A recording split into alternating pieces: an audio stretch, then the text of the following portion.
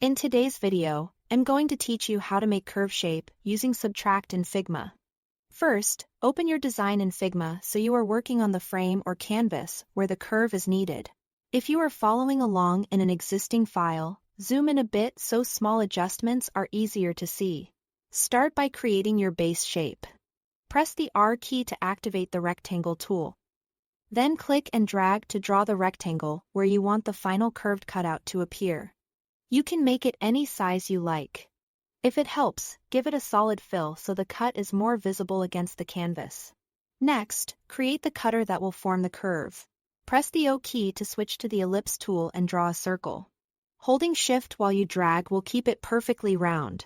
This circle is what will remove material from the rectangle. So think of it like a punch. For a deeper curve, make the circle larger. For a subtle curve, make it smaller. Place the circle on top of the rectangle exactly where you want the curve to appear. A common setup is to position the circle so it overlaps the edge of the rectangle, creating a smooth rounded cutout along that side.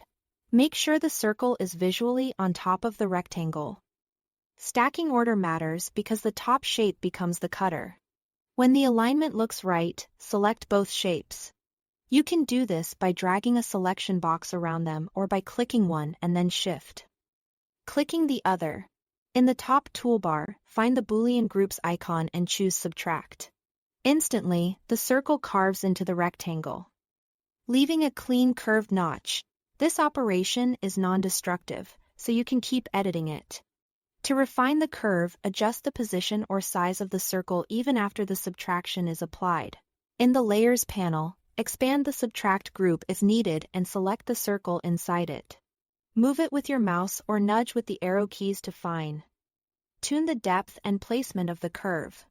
Resize the circle to change how dramatic the curve feels. Holding Shift preserves its proportions and holding Alt or Option scales from the center for symmetrical adjustments. Smart guides and snapping can help you line things up precisely. That's all there is to it. Thanks for watching.